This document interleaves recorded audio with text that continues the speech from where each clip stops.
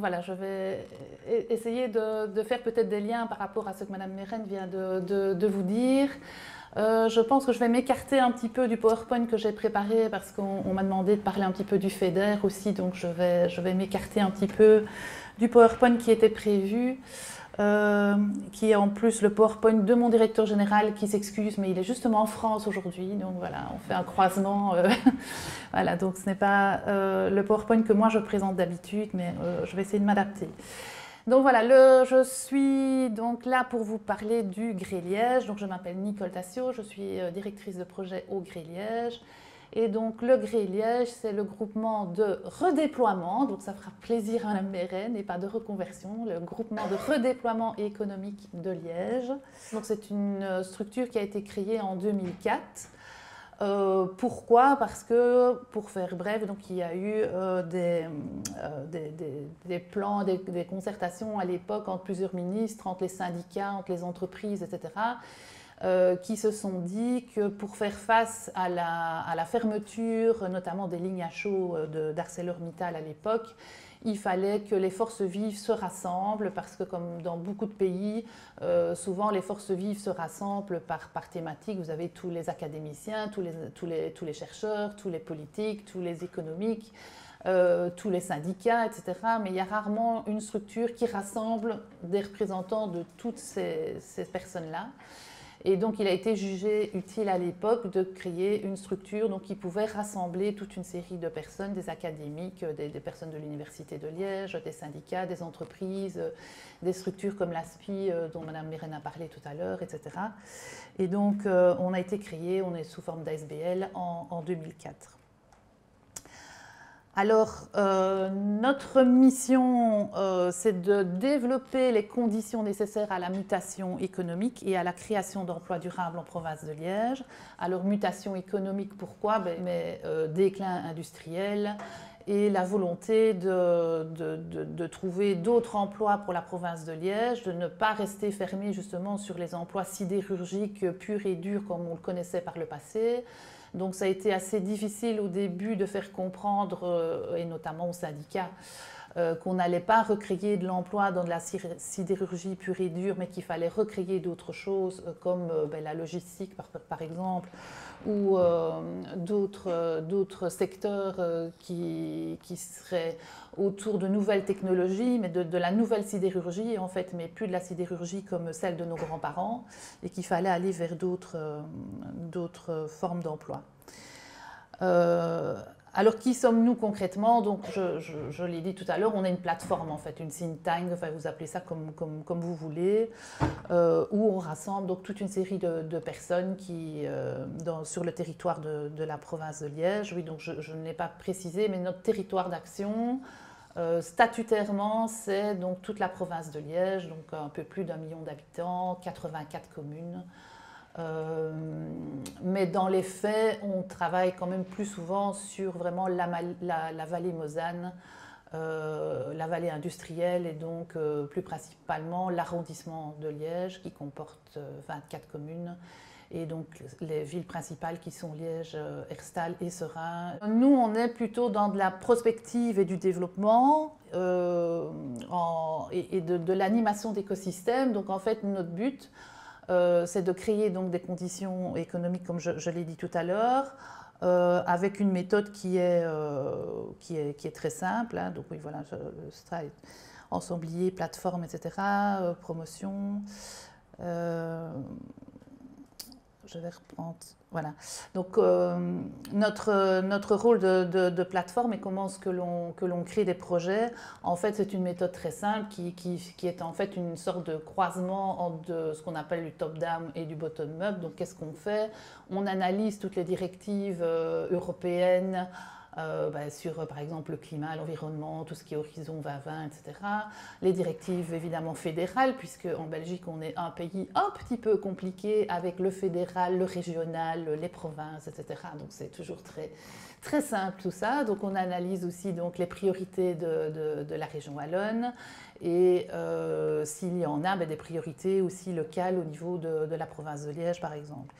Et puis, on croise ça avec les projets des principaux opérateurs. Alors les opérateurs, ça peut être des entreprises, comme des grandes entreprises comme CMI, que Mme Mérène a cité tout à l'heure, devenue John Cockerill, qui s'est très très fortement développée dans les dernières années et qui n'est plus que dans l'industrie lourde, mais qui a aussi développé beaucoup de produits et de services au niveau de l'énergie et de l'environnement. Donc c'est vraiment un gros secteur de développement pour eux. Donc on rassemble des entreprises comme celle-là, mais aussi bien d'autres. Des institutions comme on a cité tout à l'heure, comme Nochac, qui est un instrument financier, comme l'ASPI, beaucoup l'Université de Liège. On travaille énormément avec différents départements de l'Université de Liège.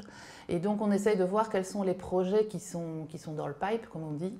Et on capitalise sur ceux qui sont susceptibles de créer vraiment un écosystème. Donc on ne va pas, nous, en tant que GRE, se focaliser sur, je ne sais pas moi, le projet de recherche très particulier, très pointu sur quelque chose de scientifique, point de vue santé ou quoi.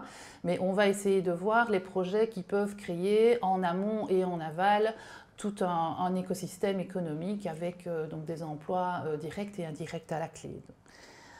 Alors dans nos missions aussi, on doit établir tous les 5 ans un plan stratégique sur donc, le territoire de la métropole. Donc pour le moment, on est à la fin du 2e ou 3e plan, je ne sais plus. On est en train de travailler sur le plan stratégique 2022-2027.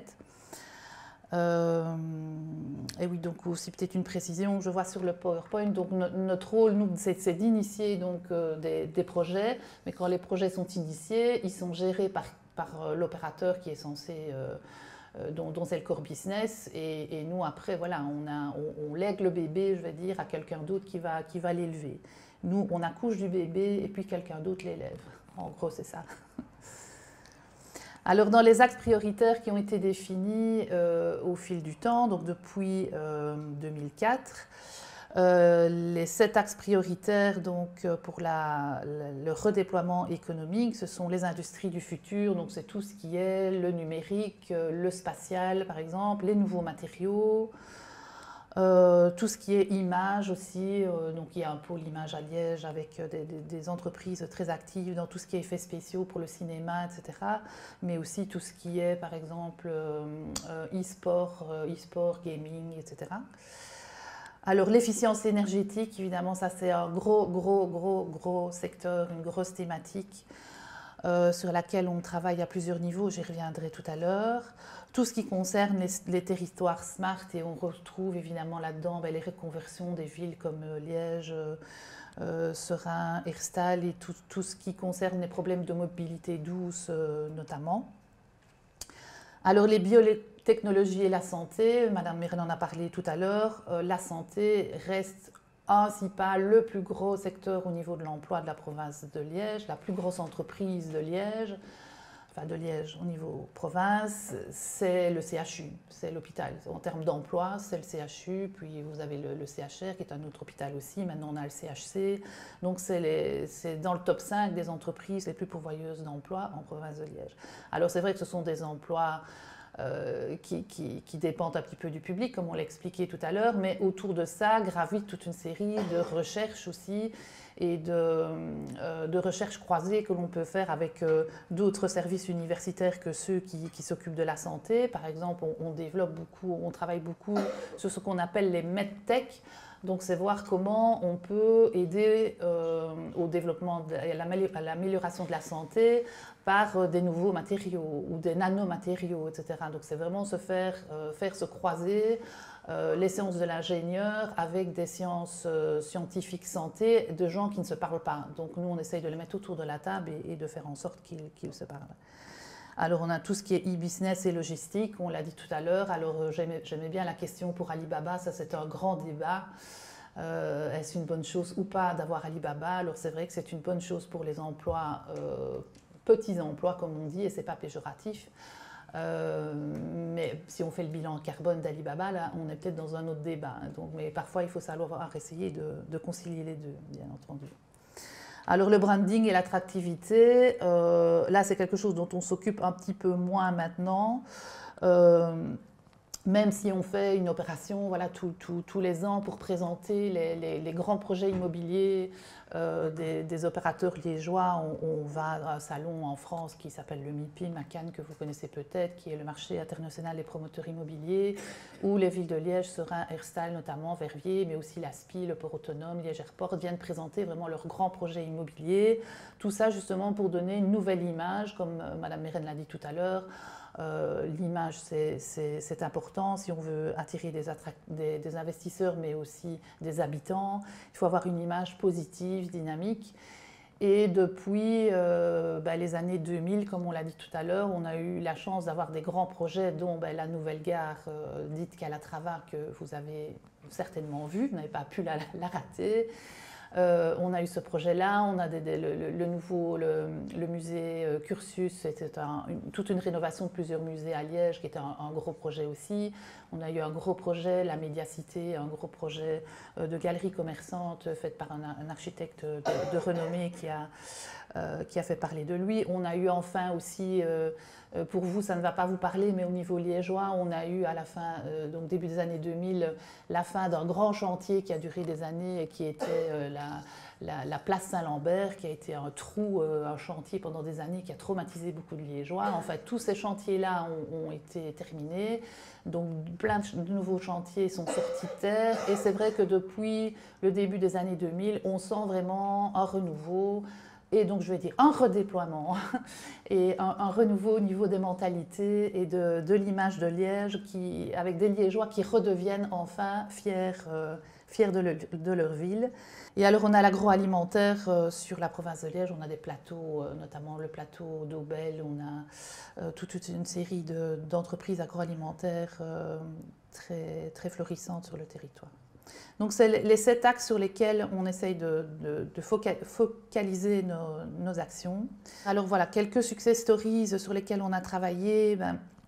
On a fait une étude de faisabilité, par exemple. Oui, donc je vous ai dit tout à l'heure, on fait du bottom-up, on croise donc les directives européennes, etc., à Wallonne, avec les projets locaux. Et aussi, alors on fait, en plus de ça, dans certains cas, des études de faisabilité pour voir si certains projets sont faisables ou pas. Donc on avait fait, il y a quelques années, une étude sur l'ancien musée d'art moderne et d'art contemporain, qui est devenu maintenant la Bovry, que vous avez peut-être vu, qui est un musée qui se situe ici sur la rive droite de la Meuse, près du Palais des Congrès. On a donc travaillé sur les Liège Expo 2017, comme je vous l'ai dit, qui aboutit aussi notamment au tram, mais à la réalisation d'un grand site sur Coron-Meuse. Donc Coron-Meuse, c'est un quartier juste entre Liège et Herstal, en rive gauche, qui sera un écoquartier avec de la mobilité douce, avec une mixité de fonctions, etc. On a travaillé aussi sur une étude pour le GIGA, qu'on a cité aussi comme un atout tout à l'heure. GIGA, qui est un centre de recherche avec 500 chercheurs et une centaine d'emplois aussi fonctionnels. Donc ça fait 600 personnes qui travaillent à l'université de Liège. On a participé à tout ce qui est master plan de Serein, la création des richesses, etc., que vous allez voir aussi. J'ai vu que vous rencontriez Valérie Depeille prochainement. Donc voilà, tout ça est assez cohérent. Alors on a aussi au niveau du gré dans un de nos ateliers par rapport à tout ce qui est justement nouveaux matériaux, recyclage. On a été à l'initiative d'un projet qui s'appelle Reverse Métallurgie, donc qui est en fait de la métallurgie inversée, c'est se dire comment est-ce qu'on fait pour aller récupérer des métaux rares que l'on va pour le moment importer bien cher et bien loin, donc à des coûts très, très importants. Comment est-ce qu'on peut faire pour utiliser les technologies que l'on utilisait justement dans la sidérurgie, en les développant évidemment, en les affinant. Comment est-ce qu'on peut faire pour récupérer des métaux rares et les réutiliser ici dans les entreprises locales. Donc on a été chercher, je crois que c'était en première phase 40 millions pour développer ça. Et donc c'est des projets qui sont développés en collaboration avec des entreprises et des centres de recherche comme je crois qu'on les a cités aussi tout à l'heure, le centre de recherche métallurgique, notamment le CRM, CIRIS, etc. On a aussi développé, oui, je l'ai passé, un projet qu'on a maintenant cédé à la région Wallonne qui s'appelle Renowatt, et donc qui était un projet tourné autour de l'énergie et basé sur l'efficience énergétique des bâtiments, notamment des bâtiments publics, des écoles et des bâtiments sportifs notamment. Mais donc, comme je l'ai dit tout à l'heure, notre rôle n'est pas de gérer les projets, donc nous on les initie. Là, il se fait qu'on a géré ce projet-là quelques années parce qu'il n'y avait personne pour le reprendre, donc on a créé une équipe pour gérer ce projet-là, et puis depuis quelques années maintenant, on l'a cédé à la région Wallonne pour que le projet qu'on a créé puisse être essaimé sur l'ensemble de la Wallonie. Alors on a travaillé aussi sur, et on travaille toujours sur tout ce qui est gaming, e-sport, parce qu'on se rend compte qu'il y a vraiment un écosystème à pouvoir développer ici autour de ça. Quand on voit dans certains pays, ce sont des secteurs qui créent énormément d'emplois et beaucoup plus de valeur ajoutée que l'on ne le croit. Maintenant, c'est des idées qu'il faut faire passer, hein, parce que dire on va développer de l'emploi autour de l'e-gaming, ça passe dans certains centres culturels, etc. Maintenant, quand on parle de ça à des syndicats qui ont travaillé dans la sidérurgie, ils comprennent plus difficilement. Hein. Donc, voilà, c'est pas toujours des concepts faciles à faire passer. Et donc, on travaille énormément aussi sur la biologistique, qui est vraiment un des secteurs clés de la province de Liège. On a notamment donc, réalisé une étude en 2016 qui a abouti à la création d'Accessia Pharma, dont on a parlé aussi tout à l'heure, qui est un centre de salles blanches qui accueille des entreprises, des PME, et c'est une espèce, si vous voulez, d'espace entreprise pour salles blanches. Et les études sur le tram aussi, qui ont été initiées via le GRE et via l'équipe de Liège Expo 2017. Donc tram qui est effectivement prévu pour le moment entre Herstal et le Standard, donc ou GRE, le stade du Standard. Mais il y a des extensions prévues, notamment jusque Serein, jusqu'au pont de Serein, avec des subventions du plan de relance européen. Alors, je ne vais pas revenir sur tous les projets sur lesquels on travaille pour le moment. Par contre, je vais peut-être faire un petit focus sur le FEDER. Donc, accessoirement à toutes les missions que l'on mène, on a une mission gouvernementale, donc qui sort un peu du cadre de ce que je viens de vous dire. Et donc, il nous a semblé très important de remettre Verviers dans notre focus de développement urbain intégré. Il était d'ailleurs déjà dans le cadre de cette programmation aussi, donc dans le cadre de la programmation FEDER actuelle 2014-2020. Les villes qui ont été proposées, mais là c'était un autre système, les villes étaient proposées directement par la région Wallonne. La région Wallonne, donc la Wallonie, avait proposé Liège, Serein, Herstal et Verviers comme étant les 4 villes bénéficiaires de cet axe 5 du FEDER. Donc on a repris les mêmes villes et on a ajouté oui. Pourquoi oui? Parce que là, je ne sais pas si vous allez juste là, je n'ai pas vu, je ne pense pas. Mais donc il y a une centrale nucléaire à Oui, dont une des tours va fermer prochainement. Et évidemment, c'est une rentrée financière pour la ville en moins, c'est très, très important, et aussi des emplois en moins dans la région. Et donc la ville de Oui cherche aussi à se redéployer sur d'autres axes, dont le tourisme par exemple, et aussi tout ce qui est silver economy. Et donc on est en train de travailler avec la ville de Oui et d'autres opérateurs, notamment le centre d'ingénierie touristique de Wallonie, que je gère, donc je connais un peu le dossier, sur donc, le développement de projets touristiques pour la ville de Oui. Et donc il y a beaucoup de projets sur des requalifications urbaines, etc. au niveau de la ville aussi.